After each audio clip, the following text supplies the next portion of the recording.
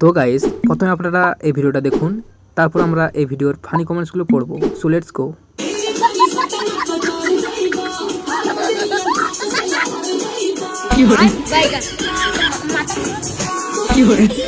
जी आंखें देखो, नीयत में खोट साफ नजर आता है, हवस से भरी हुई। तो चलिए शुरू करते हैं।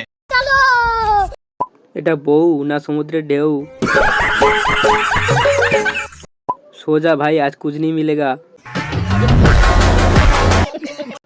दूल्हा डिप्रेशन में है।